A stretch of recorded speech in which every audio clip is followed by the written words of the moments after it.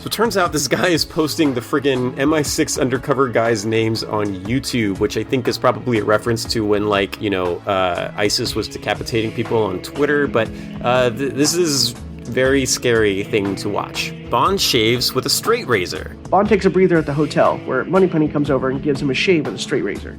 Bond and Moneypenny share a super sexy moment together where she gives him a close shave. I really, really enjoy how sensual the shaving is between Bond and Eve. It's so good, but even though nothing is ever said or shown, Bond doesn't get any. This is interesting to note because the Pierce Brosnan Bond in Die Another Day used an electric to shave his playoff beard after he got out of the North Korean prison, but I wonder if that was probably just another product placement thing I missed out on. Bond shaving with a straight razor seems to fit better. Sometimes the old ways are the best. We get it. Sex and time, people. It's about old stuff. I cannot imagine allowing anyone to shave my throat with a straight razor. That sounds like next level trust issues.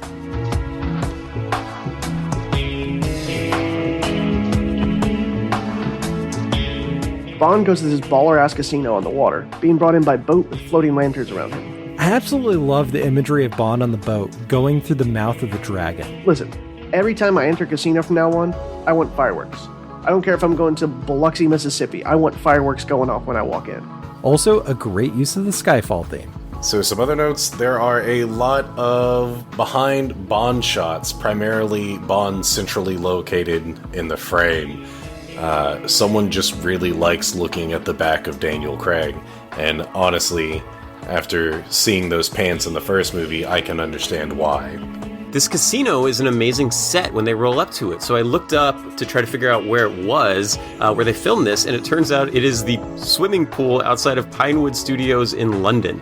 The whole set was constructed entirely for the movie. They flew in people from Hong Kong to create this design, and it is amazing, and it looks great. There's a nice moment in the casino where Bond and Eve are on radios talking to each other, and he tells her not to touch her ear. And I never would have noticed it except for because we've been watching these so rapid fire. That's a callback back to Casino Royale.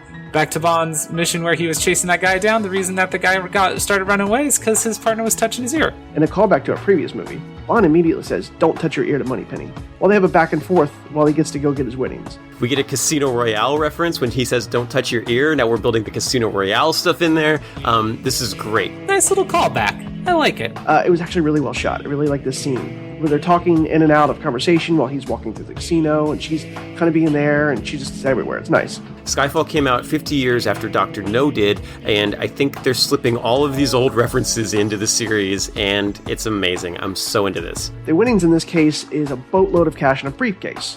He's approached by some hot chick in a nice dress, who invites him to a drink at the very, very nice hipster bar. So the girl from Shanghai is here, the one that witnessed the murder, and she's hanging out kind of looking like an ethnic Jennifer Lawrence. Severin, played by Berenice Marlowe, is gorgeous in this movie. She has a gun in her dress, and she noticed his gun, so they're professionals. And her dress is incredible. It's really too bad that we didn't get to see more of her. So Bond cashes in the chip he got from the assassin, and in return, he gets a briefcase full of cash and some chips to play with at the casino. I love the line when she says, "Will you kill him?" And he says, "Someone usually dies." She's scared of her employer, though, and wants him dead. Bond just reads her like a book. How much do you know about fear? Everything there is. Not like this. Not like him. That's some good dialogue. That's some good foreshadowing. I like it. I like this setup. You have an hour to find me, but my guys are going to try to kill you the second I leave here. It's cool tension. It's a cool setup. We've got the tuxedo scene, but we've worked it in very casually. The music is good, the setup, the filming. This movie got an Academy Award nomination for Best Cinematography, and you can see why. So the cinematographer on this movie is Roger Deakins. He did Shawshank, Fargo, The Big Lebowski, Oh Brother Where Art Thou, No Country for Old Men, True Grit, Beautiful Mind, and Sicario. He had the record for being nominated for 15 Academy Awards without ever winning one, including for this movie. He finally got it for Blade Runner 2049, and then he got it again last year for 1917. Also, holy shit, can we just talk for a second about how far we've come from A View to a Kill to this? We're not like that, it's like 20 years or something here, and A View to a Kill was painful beginning to end, and this is just mind-blowingly good so far. I like the little smile that Severine's bodyguard gives Bond before they fight. Bond's like, are we doing this? And he looks back and he's like, yeah, we're totally doing this. And it's all said with just 2 looks at each other. So they fight and they end up in the Komodo Dragon Pit. Favorite kill. This one's pretty easy. Death by Komodo Dragon. She gives him a heads up that they're going to kill Bond, and then leaves. And then when Bond tries to leave, he's basically thrown into a Komodo Dragon pit, but puts up a fight, and the henchman's not able to use his gun, which apparently has like some sort of handprint sensor on it. And Komodo dragons are awesome. Gotta love that moment with the Komodo dragon. They're small little like dinosaur guys, but they are super diseased and messed up. And so they carry so many like diseases in their claws and in their teeth that the way they hunt is to they live in, the Micronesia and Malaysia, that kind of area, and they hide in the mud, and then when a big animal like a elk or something comes by, they scratch it, and then they just follow it around and wait for the diseases from that scratch to get infected and kill the creature, and then they eat it. It's pretty early on in Macau. Bond has just finished kicking ass in the casino, and one of the guys lands in the Komodo Dragon pit, and when he starts getting attacked, all you hear are these like painful screams and no one helping him. And it just flashed me back to Austin Powers when Mustafa, played by Will Ferrell, gets thrown into a fire pit, and you just hear him yelling silly things like, "I'm okay! Somebody call 911!" And everyone that could help just doesn't do anything, and you just feel miserable, and the movie goes on, and he just keeps screaming. It's amazing. Komodo dragons are great. So dude should have brought his own gun because Bond's doesn't work for him. So the brand new gun that Q gave Bond is gone. And he didn't even use it once. Good job, Bond. Bond kickflips off a Komodo dragon directly into a gun barrel, but the girl saves him, and the other dude gets eaten by a Komodo dragon. Afterwards, we get a ridiculous thing of Bond jumping off a lizard to jump up. It's just terrible. Bond gives Moneypenny the money, telling her to put it all on red. I wonder what happened with that bet. Does Moneypenny now have a really posh flat, like Bond won the car type thing in Casino Royale?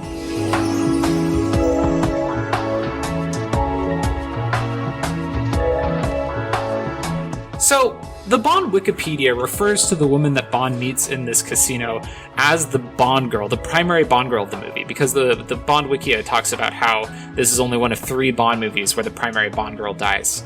Bond knows this girl for like 18 hours. She is not the Bond girl of the movie. He meets her in a casino, he fights some dudes in a big Komodo dragon, he goes and sneaks onto her boat buck-ass naked, they have sex in a shower. As far as Bond and a woman in a shower scenes go, this one's pretty good. They get kidnapped and she dies in like 18 hours. At the most. She's not the Bond girl. Bond sneaks onto the girl's boat for some shower sex, but the next day, the entire crew has guns.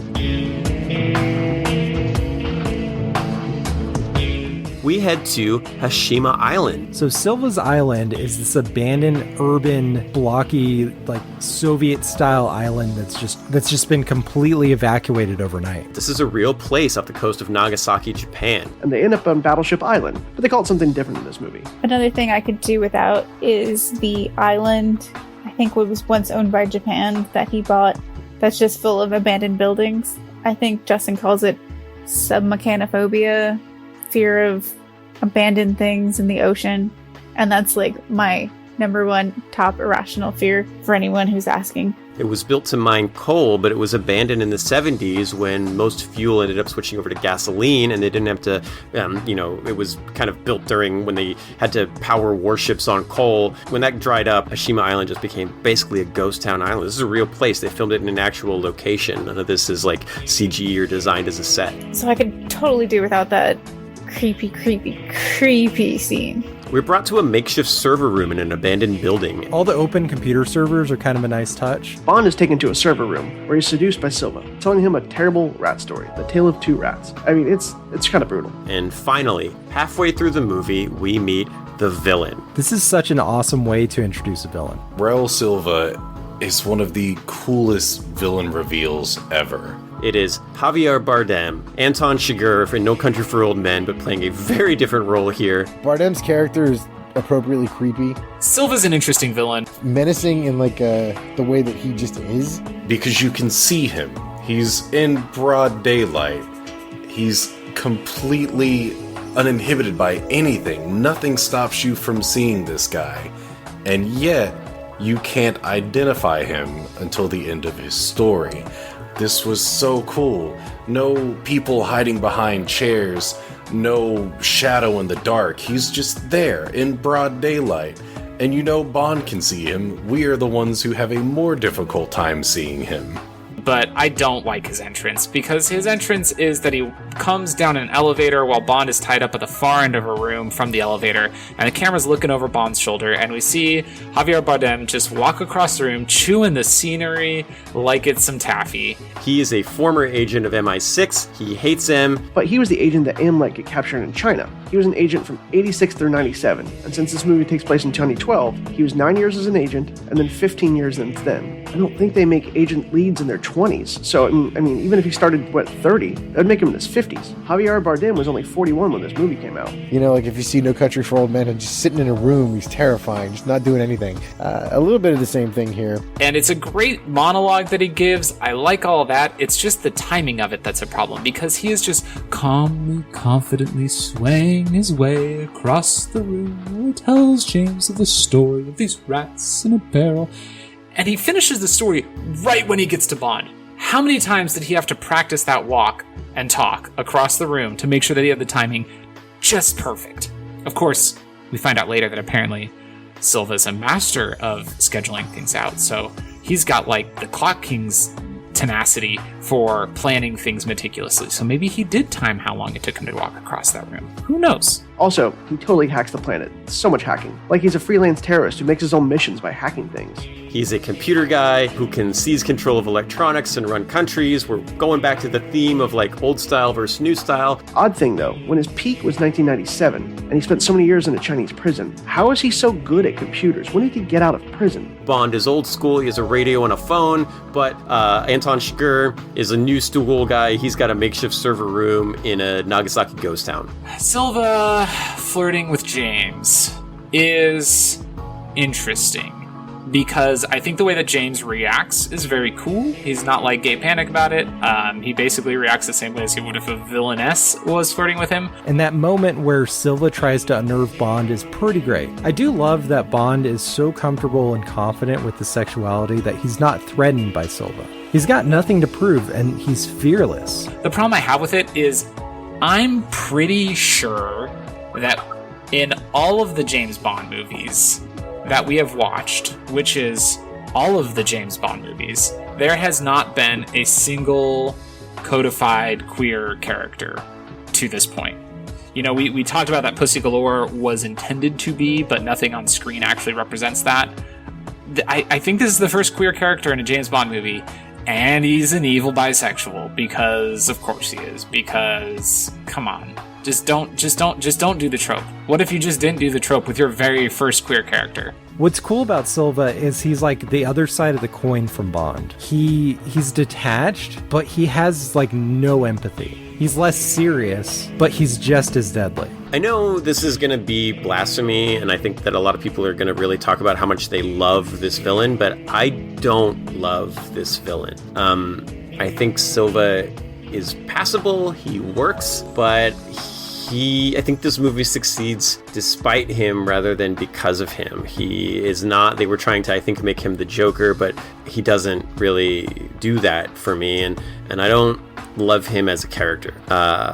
He just doesn't really scream. He doesn't have like the weird eccentricities that we've come to expect from Bond villains, and for whatever reason, I would not put him on my top 15 Bond villains. Silva brings out the girl to the courtyard and gives Bond an old-fashioned pistol. So Silva has Severine, and he challenges Bond to a duel, a shooting contest. Puts a glass of 50-year-old McClellan on her head and makes Bond try a William Tell. They get out some Macallan 50. Real quick note, the bottle of wine Silva has is a 50-year-old Macallan from 1962, which of course just happens to be the year Dr. No came out. I'm sure that Justin will know what the price of that is. FYI, the Macallan 1962 Fine and Rare featured in the movie was auctioned off, a regular bottle, not the prop, for about 15,000 pounds for an auction for charity. And according to the same article, a non-James Bond bottle went a few years earlier for over $460,000. Nowadays, finding a 1962 bottle of McClellan will cost you around 30 to 50 grand. It was actually later auctioned off and sold for 9,635 pounds sterling. Funny enough, the 50-year-old bottle was actually a 15-year-old scotch just saved for 50 years, so it's technically 65 years or older. It is expensive as hell, I know that, but I've never actually attempted to purchase a bottle or a shot of it, but you're definitely not supposed to shoot it. You maniac, do not just take that shot glass and you're supposed to sip on it. Do not just pound it, please. So Silva puts a shot glass on Severine's head, tells her to hold still, and pulls out a couple of old school percussion cap dueling pistols. They are going to William Tell her, and if you haven't picked up on the theme of old versus new, we are really going to hit that down now. I hate this scene where Bond is forced to shoot at Severin, but it does make for a great villain moment. When Bond doesn't play nice, Silva just shoots the girl. And Bond pulls out the pistol. You can see it shaking as he's aiming it, which is not like a thing that we typically see with Bond, but you can see it shaking a little bit, steadies it, fires, and misses. Silva responds. He shoots her directly in the chest. She dies. The glass falls from her head. He says he wins. He ruins a bunch of good scotch. Bond gets just as mad as I do. And when Silva says, "What do you say to that?" Bond says, "It's a waste of good scotch." Then he immediately proceeds to kick 8 dudes' asses, whip a dueling pistol into a guy's face. Bond fights off the crew, but after holding Silva at gunpoint, is backed up by like an assault squadron with helicopters. Take them all out and then call in the army. And he says it's the latest from Q Branch. It's called a radio. Bam! Who says I'm on my own? Latest thing from Q Branch. It's called a radio.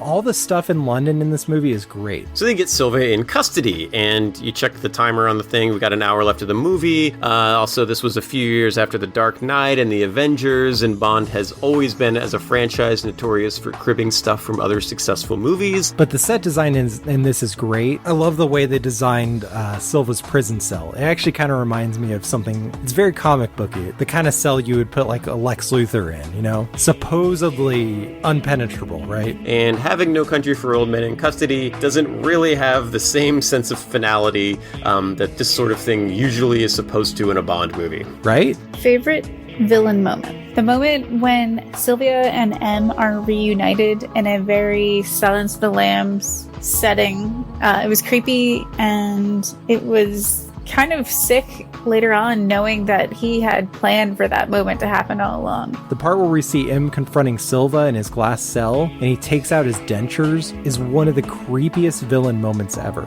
So Silva's in an isolation chamber, and then we find out the whole story about him, how M betrayed him. And he was caught hacking into Chinese servers. So she traded him before transfer of Hong Kong. And it turns out he did try using his cyanide pill, and it burned his damn face off, melting his jaw. Pretty terrible, honestly. I did look it up. That's not exactly how the cyanide pills would work, but I mean, it's a movie. The scene where Silva is in Q Branch's custody and he like pulls the bit of his jaw out and everything is really disturbing. It also kind of harkens back to Jaws a little bit, doesn't it? Like, I don't know, something about it. Silva says, "You're smaller than I remembered." And M has such a huge personality, but she's so tiny compared to everyone else around her. Dame Judi Dench is listed at 5'1", but she's so badass that she just always seems like she's 7'1". I love, your past will be just as non-existent as your future. You'll never see me again. Get f***ed. Silva shows her what the cyanide did to him, and Bond looks at him like, dude, I threw that stuff away years ago. Like, there's that whole line in Die Another Day where he's like, oh yeah, I threw that cyanide away a long time ago. I'm not gonna die. I like that she tells Bond why she gave Silva up. She gives Bond the backstory, and she really shows that she wants Bond to trust her. So Silva is imprisoned and goes off on his whole evil monologue about how he just wanted to look M face to face. And of course he's got a plan here. Nobody else can figure it out, but he has a plan. Ah, crap. Which kicks off with Q, probably one of the smartest people in the world, plugging in a computer that belongs to the evil hacker into MI6's network. So Silva escapes almost immediately. Q's a smartass, and he thinks he's better than hot shit, but Silva's really good. Like, he's fantastic. And the time it takes M to get a beating in her inquiry, he's basically reverse hacked Q. because he planned it years in advance. He plays up Q's curiosity, kind of uses that against him, and, plants a very, I guess, subtle virus in his system. I love how Q lets the virus into the system. Silva basically has code that Q implements by, quote-unquote, hacking Silva's laptop. No, Q, you actually started the chain. Whoops.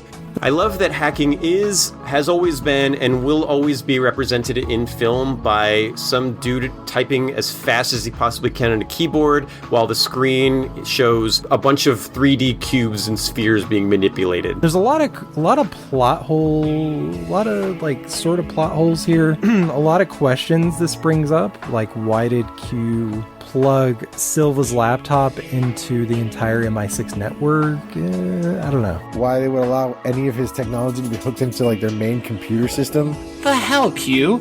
That's stupid. That's like, dude, like, come on, man. Why would you do that?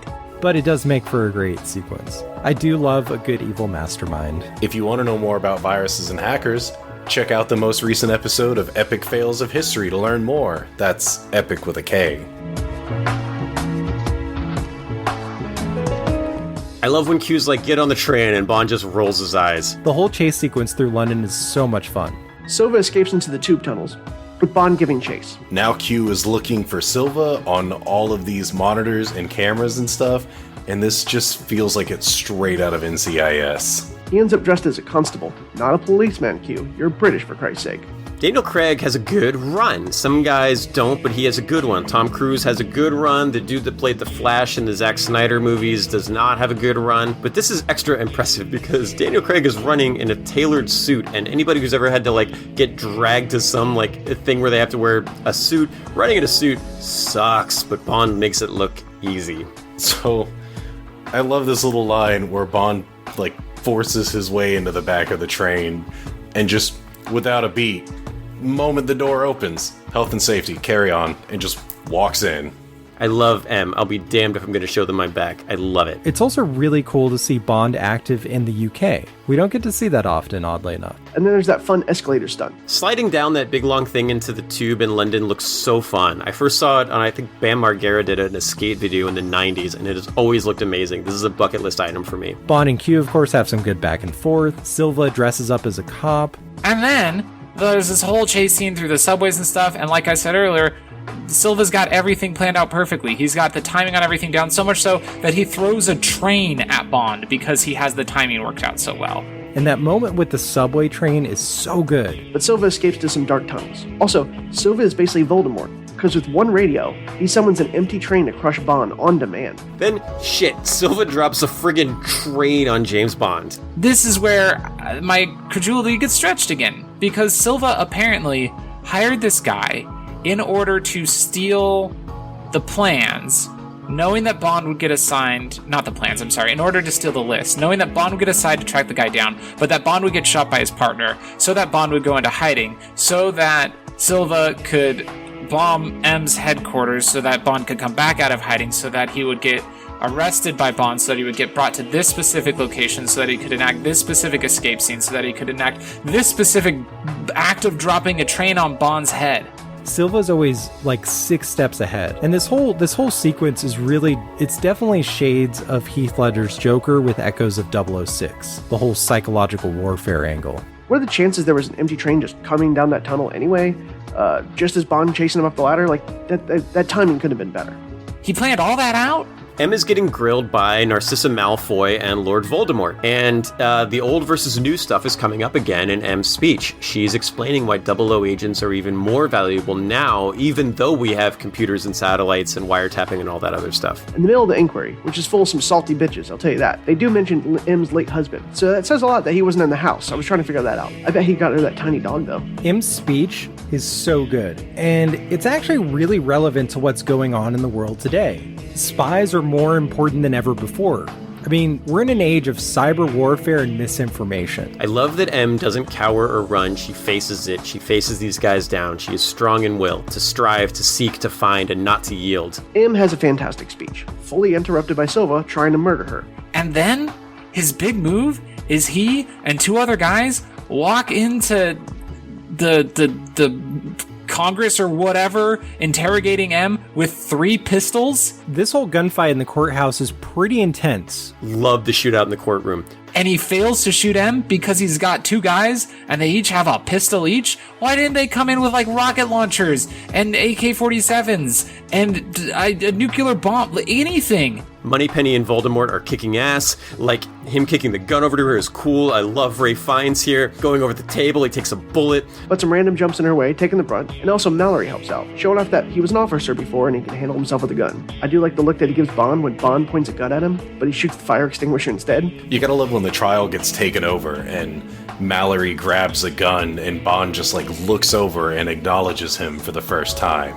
Bond puts down some covering fire, and then he gets the Glock, he starts opening fire, everybody's shooting. This is great. I love this shootout. How did he plan everything so well? And then he just walks in with a couple pistols and is like, oh shit, that didn't work out. Whoopsie-doo.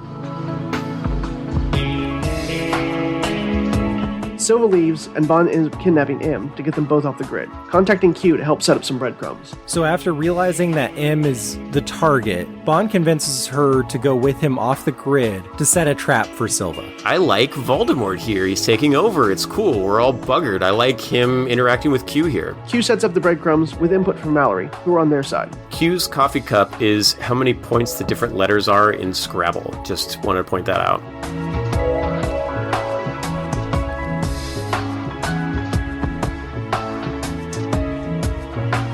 They end up in Bond's storage unit, where he has his, sexy Aston Martin DB5. I like that Bond gets his old car. One little detail I'd never paid attention to before, the DB5 has one of those, $2 GB stickers on the back, which is for Grand Bahamas. Lest you've forgotten, this was the car he won in Casino Royale. Which, let's face it, is still the best Bond car. It's a good car. One of the coolest reveals of Bond's DB5 with the classic James Bond theme. Hey, the Aston Martin DB5. It's like seeing an old friend at this point. I like that he has it still. I like that he takes it. I like that he's had Q install machine guns in it. Spoiler alert. Also, this one's been upgraded by previous Q. It's a good car. They start the music. It's great. Bond makes a quick ejector seat joke, which was awesome. Nice callback to Goldfinger there. The back and forth between M and Bond is so good, especially when Bond pops the little top to the shifter and she says, "Oh, go ahead and eject me." Bond threatens to eject M from the car and she tells him to get. It's amazing. Now, I know the DB5, it's shown up a lot over the years. It's an old school Bond staple. That is the James Bond car. But I really think this might be the best use of the DB5 since its first appearance. Who doesn't pick the DB5 as the best vehicle in this movie? This is pure fan service at its finest. I guess she's the Bond girl in this one. They do have an awesome relationship and good chemistry. It's really fun. I love them together. If she counts as a Bond girl for the purposes of this movie, then she is my all-time favorite Bond girl across every movie. Leading back to the books and some other books that are in the Bond series, there's a conversation that makes it seem that Bond's parents may have been spies, because orphans do make the best recruits. So Bond and M abscond to Scotland, where we see Bond's ancestral home. They end up at the old Bond family estate, SkyFall. They said the title. Favorite Bond moment?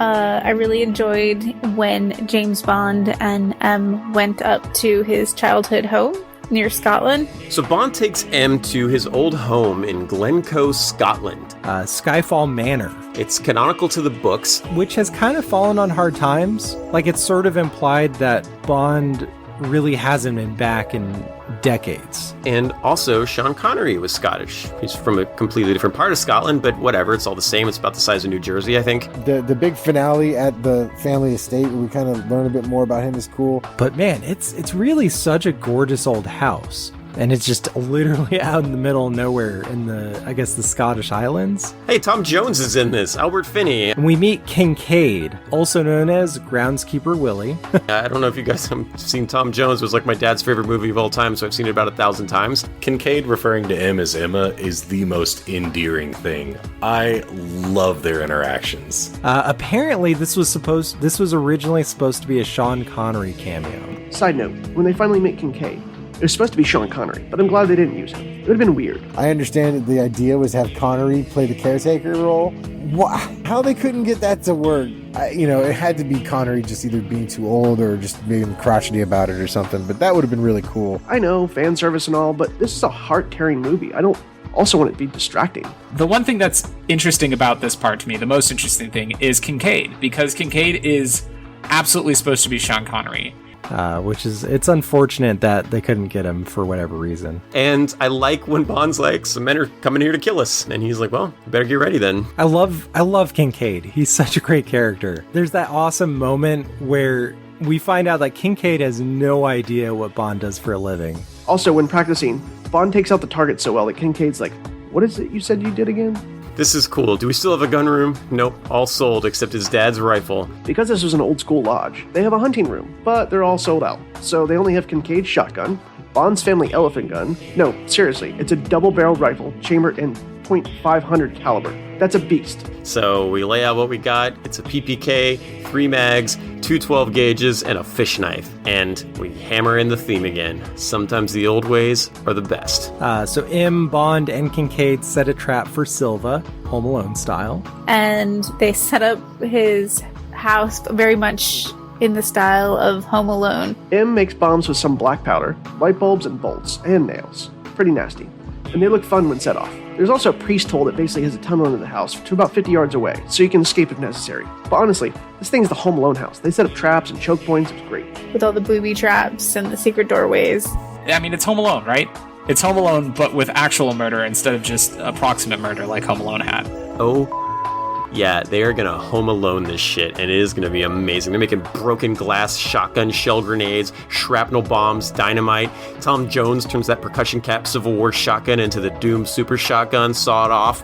The planning, the calm before the storm, it's amazing. Hey, Judi Dench becomes the first person to say in a Bond movie. I like it. Related, fun note, you can say once in a PG-13 movie, but not if you are referring to sex. That will get an R rating. I was ready before you were born, son. Tom Jones is the shit. Also, another cinematography dick measuring kind of thing is the way that this scene is shot while they're getting ready to Home Alone these guys. The day transition into night during the preparation shots. And with a big Hollywood film, the way it takes time to set up shots in movies and stuff, you will usually see they will set up during the day and then we'll cut to night and you'll see the night shots. But as this sequence goes, it gets darker and darker and darker, and the lighting and the cinematography for this is incredibly difficult to do well in a movie setting, and it just goes to show you why this guy was nominated for an Academy Award.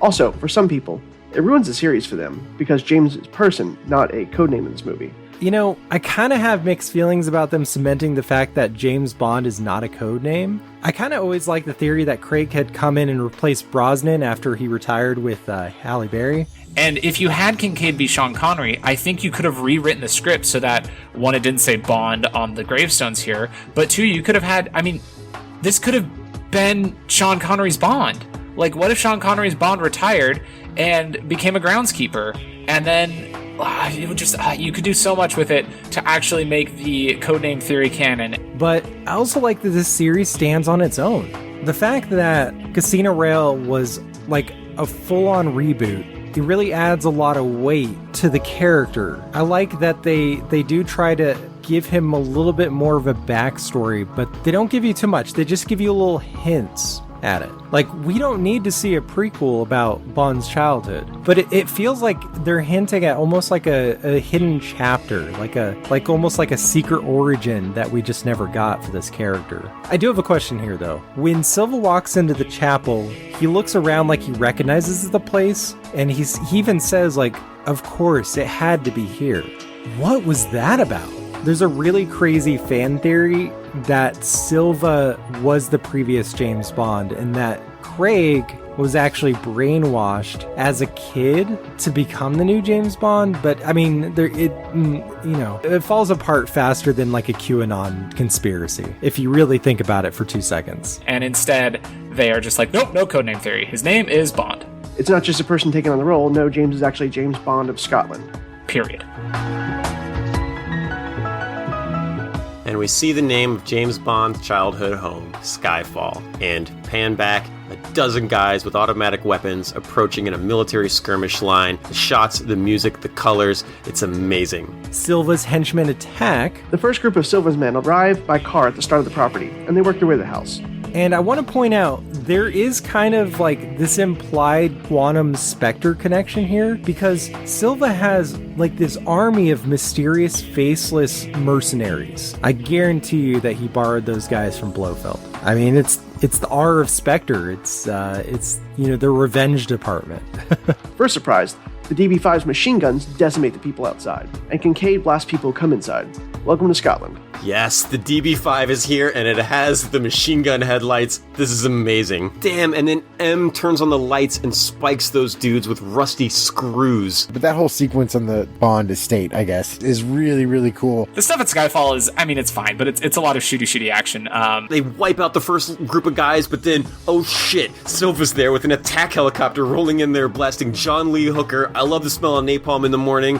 All the tricks are used up, but they defended the place. I almost wished like a giant text or floating thing would go over the house with like first wave completed, because the second wave is a helicopter attack followed by grenades.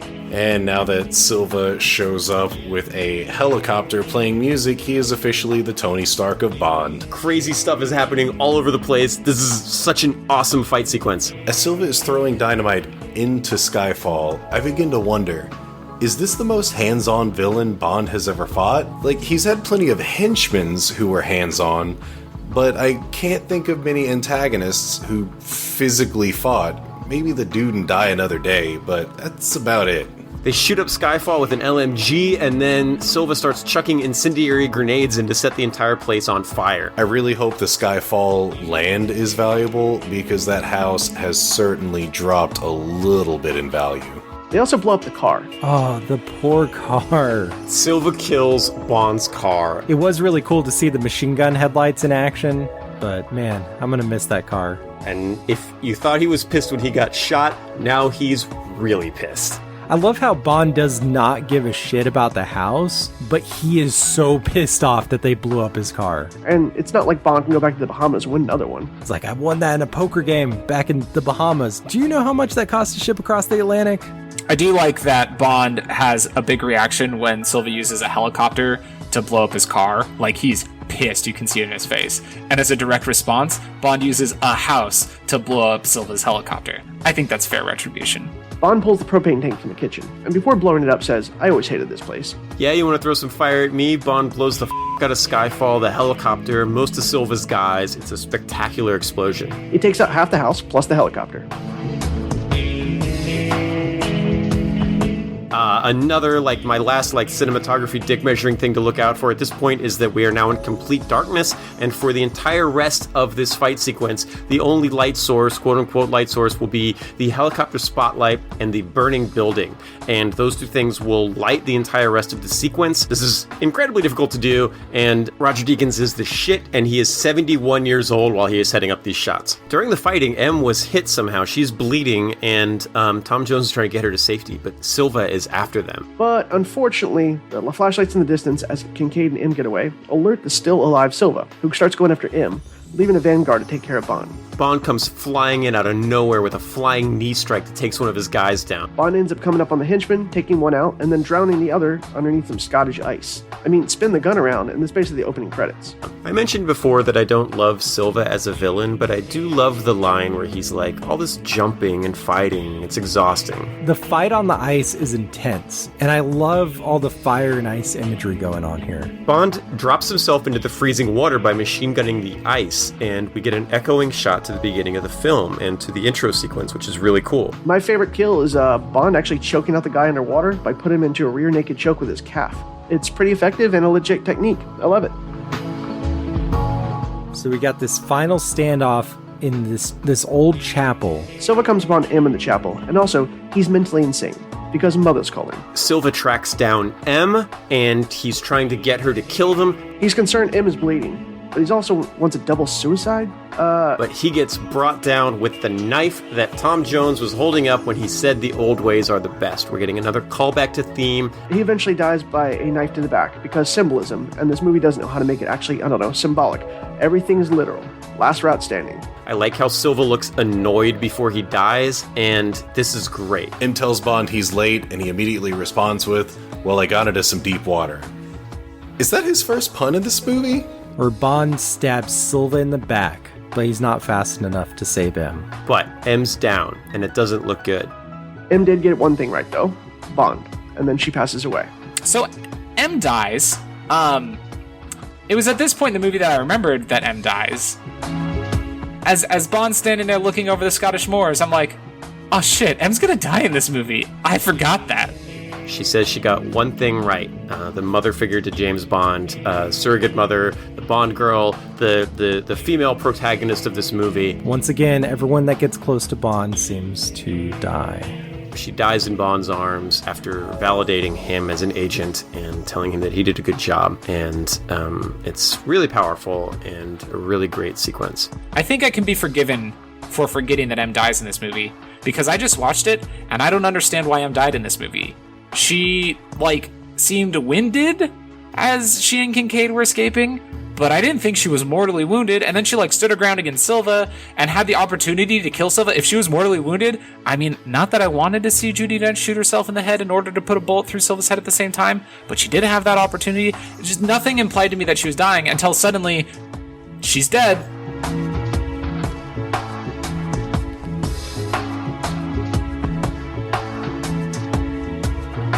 And I like that by the end, he's kind of come full circle a little bit back to where he was, not so much at the beginning of this film, but maybe at the beginning of Casino Royale, where he's kind of got his groove back a little bit. He's kind of back in the alpha dog spot where he feels like he should be, and he looks like he's kind of all right, back to being James Bond, my badass suit and da da da. Whereas there's times in this film where he does not look like he's having a good time at all. He really is regretting some career decisions here. Thinking, man, I should have just gone for the Dick Van Dyke style chimney sweep. That shot of Bond standing above the London skyline with the British flag is so freaking sharp. I love it. It's like a hero shot you get in a lot of American superhero movies. You got the American flag and it's all, red, white, and blue and patriotic. But this is I think this is their British equivalent of that, and it's awesome. I'm not British, and that makes me feel patriotic. M leaves Bond the porcelain bulldog that he hated, which is great. Later on, when Bond is contemplating his life, Eve Moneypenny shows up with that bulldog. And we get the name reveal on Selena from 28 Days Later. She is Miss Moneypenny. So we finally at the end of the movie, we get the Moneypenny reveal. Hey, you get to the end and you learn that Eve is Moneypenny. I know when I first saw this in theaters, I was so hyped to hear her finally say that name. Eve was Moneypenny the whole time. What? And just as hyped to very quickly recognize the office that she's in. Bond then goes to visit the new M, Mallory, in the old school office. It's a shot-for-shot, recreation of the office. I love it. The end of this movie is nice, though. I mean, I'm sad that they killed off Judi Dench because I really liked her M. I know we've given her moment before, but my favorite ally is going to be M, or Dame Judi Dench. It's so sad that we're losing her in this movie.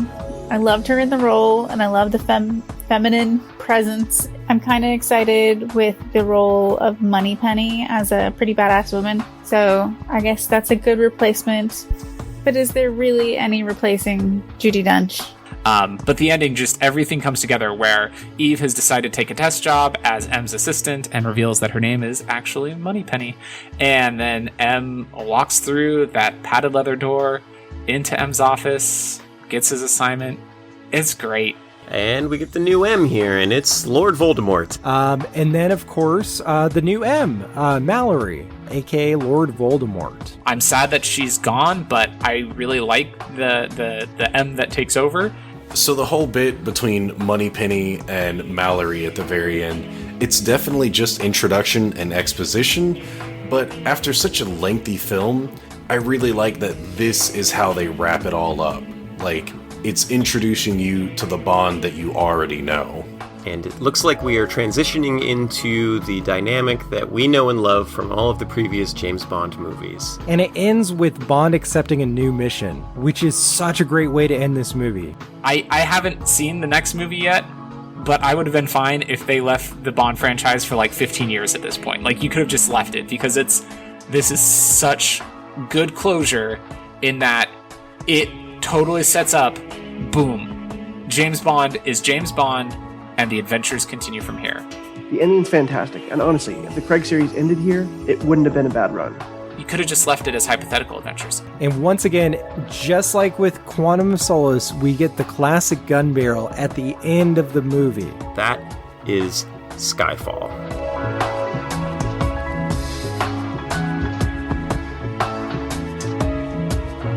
It was great. Amazing, a masterpiece. So all in all, I don't know if it's better than Casino Royale, but I absolutely love this movie. Daniel Craig now has 2 of the best James Bond movies, if not the 2 best James Bond movies. As good as Casino Royale is, I think this one is more rewatchable. I'm telling you, those two movies are so neck and neck. Based on the quality of these 2 movies alone, I gotta say that Daniel Craig might be the best James Bond. I mean, he's even given Connery a run for his money. So, I can probably say that this is my favorite Craig film. This movie is how Bond is aging in his role. To me, that means anything that shows him growing, which would be something like him struggling through the young man's training thing, to test how he's acting as an agent. However, the best part I still think is him adjusting his cufflinks after jumping on the train during the opening sequence. I really liked watching Skyfall again, even though I think that the villain's plot is convoluted at best and completely ridiculous at worst. Silva is a crazy villain. Haven't had one like him in a while. I think the part where he pulls this freaking jaw out to show how much he was ruined by faulty cyanide pills, the best part of him.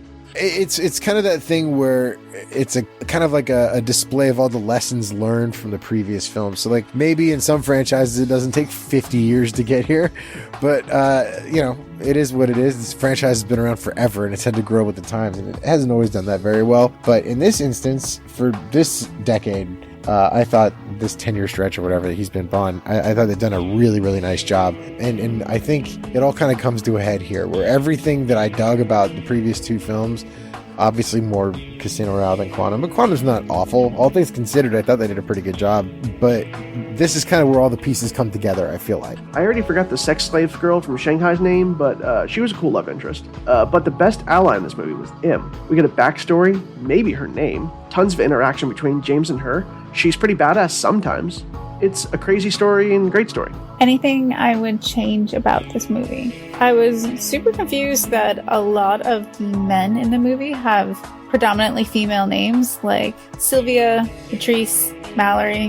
Now, I'm not saying there's gender identity associated to either or any of these names, but I was super confused about who we were talking to, because a lot of the characters we're introduced to are brand new. My biggest complaint about many Bond movies past has been the escalation of zany technology, despite some of the films seeming like they wanted to be taken seriously. There's no better gadget in this movie than the radio. Seriously, I mean, there's no better gadget. Both Silva and Bond use a radio to create a problem for the other in the movie. It's pretty straightforward. Now, Bond returns to MI6 only to have his weapon immediately removed. This is the moment the movie asks, is Bond the sum of his gadgets, or is he good at his job? From that moment on, the film is almost turning back time as Bond uses one older weapon after another, finally ending this time traveling with a knife in this beautifully anticlimactic climax. This really kind of is the first Bond who isn't lucky. And I know that's been kind of a constant complaint, where honestly, if Bond was not at the right place at the right time or in the right bed, he would suck at his job. He's honestly not that good of a spy. And in this movie, we finally get to see that good spy. I think it is legitimately great cinema. It is great acting, action, fighting, the chase sequences. Everything that makes James Bond good as a character is present here. Anyways, that was my takeaway from the first time I saw this in theaters. It was such an impactful film. And you know, I'm not going to say it's a masterpiece, but it's as close as we're going to get from a Bond film, I think. And I think this is just absolutely a masterpiece. It's probably the greatest James Bond movie of all time. But it's gorgeous to look at. It's intriguing. It's never boring, ever, which is something most Bond movies cannot say. And I can't say enough good things about it. But I think it's a good movie. I really like what it does for Bond as a character. I really like what it does for Judi Dench's M. I think this is an M movie more than a Bond movie. But the Skyfall, you give me 20 more Bond films like this, and I'm sold. I loved this movie, and I really enjoyed watching it again for this show. So yeah, just perfect. Okay, so that was Skyfall. And up next we have Spectre. The next film, Spectre, has its problems. We will be back next time with Spectre. But, you know, you weren't going to top Skyfall. I mean, you just weren't. Which, if you like Skyfall, that doesn't necessarily mean that you're going to like Spectre. I don't know how the next movie is. I've not heard a lot about it. Because I remember that movie being a mess. Which is no Skyfall, but I think it's way better than most fans give it credit. And I'm really excited to watch the next one, because I've never seen it before. So, let's see what happens. James Bond will return in Spectre.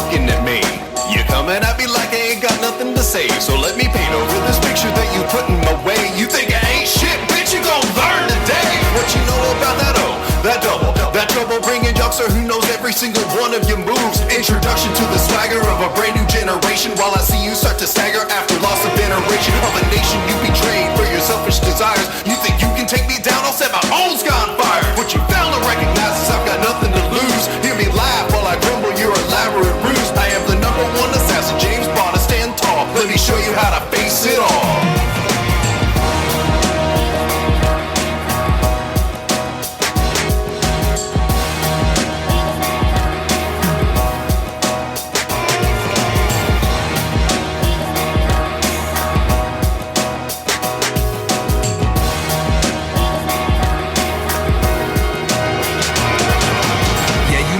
In that DB5, but I took a helicopter to your home, explosion survived. I'm coming from the ashes of the past, MI6. Counterterrorism taught me all the tips and the tricks, so now I'm cashing all the checks. Sign bloody hands and murder shit. Fingers on your chest while we banter, feeling flirty, bitch. Killing motherfuckers, never boss of the year. I ain't gonna live forever, so I conquer my fears. Pressing gun to both for domes and undateable. The trigger coming and us both today. Yeah, my snap is a picture, cause you left me in that cell. Yeah, you thought I was dead, but couldn't sign out of torture, kill the rage in my head. So come and get me, Mr. Bond. Yeah, the world is our stage, and we're gonna eat each other cause we're rats in the cage. And at the end of the day, I'm always gonna stand tall, and I'll hunt you anywhere, even if the sky falls.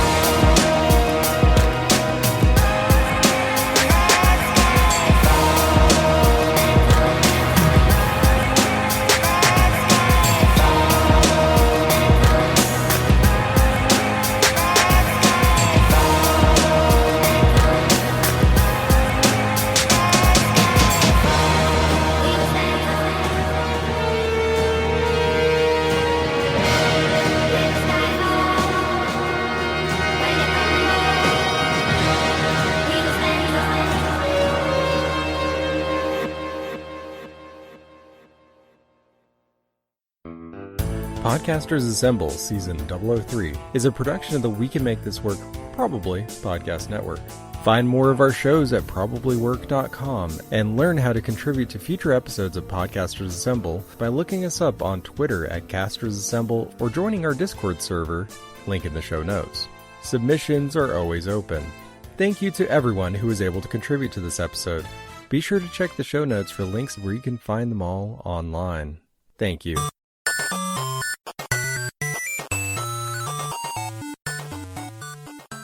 This has been a presentation of the We Can Make This Work Probably Network. Follow us on Twitter at Probably Work for more of our questionable content. Also, we have a website called probablywork.com. He's a terrible spy, but he's a great like action hero. And well, you know what? He's not even great at that, but he makes it look good at least. I want to point out that even in this movie, he fails like all the tests. Of course. And M lets him pass. Yeah.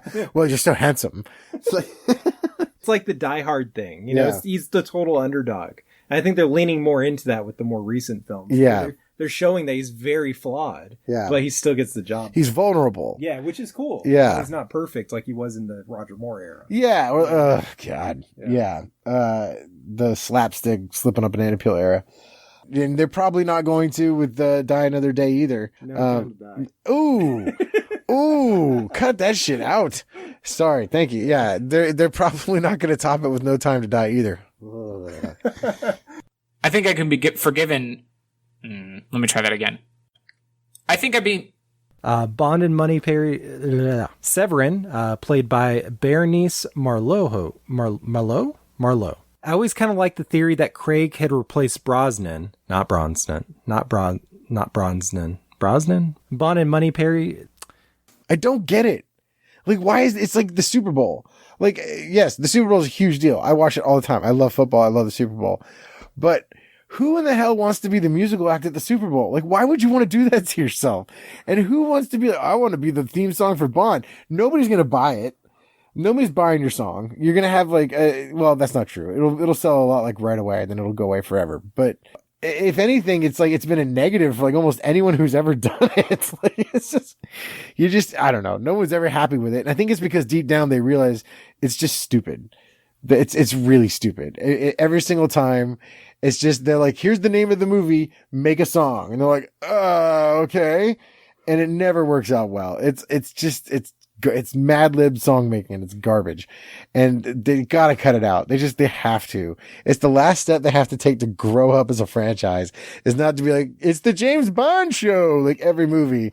It's silly. It's outdated. It needs to die. Bond and Moneypenny, Berenice Marlowe. Bond and Moneypenny share us. I look forward to seeing where they go after No Time to Die, but we'll talk about that on a future episode, I'm sure. Bronson, not Bronson. Podcasters Assemble will return in Spectre.